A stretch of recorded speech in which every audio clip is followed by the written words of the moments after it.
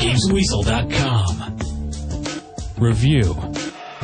Everyone goes absolutely nuts for the Call of Duty games, don't they? I think the single-player campaigns are always short but intense, and the multiplayer is something that keeps me playing for hours, if not days on end. Black Ops is the latest game in the series, and it's made by Treyarch, the team that made World at War. So does this game offer anything new, or is it more of the same? Instead of playing as different characters, this time you just play as Mason, a Black Ops operative who's been interrogated for some numbers in his head. As he recounts different covert missions all over the world and even an escape from prison, you play through these stories and learn more about what's going on. I won't spoil the story, but it's fair to say that because you only fill one set of boots in the game, it's one of the best and coherent stories in the series. If you've played previous COD games, you can jump straight into Black Ops with no problem. Controls are identical, but strangely the knife melee attack now feels a bit weak after the visceral stabbing shenanigans you can get up to in Medal of Honor. There are also some great set pieces to get your heart pumping and some new weapons to play with, including a nifty crossbow, complete with exploding arrows. It's a pity that the allied and enemy AI are so dumb then. Sometimes it feels like you're in an episode of the A-Team where everyone fires bullets and nobody gets killed if you don't join in. Combatants also seem to run right past each other at times without getting into some close quarters combat.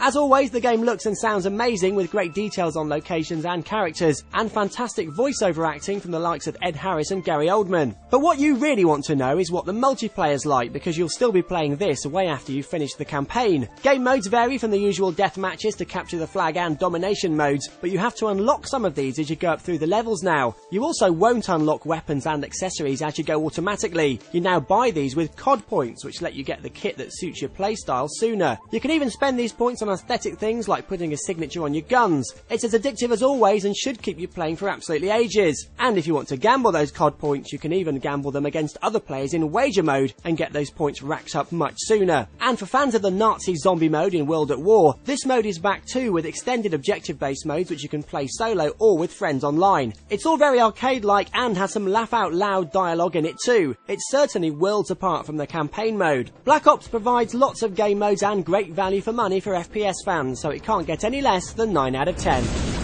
You've been watching a review from Games Weasel. If you want to get the show each week, which includes video game reviews, news, previews, competitions and special features, then head over to GamesWeasel.com for our video podcast, Games Weasel TV. GamesWeasel.com.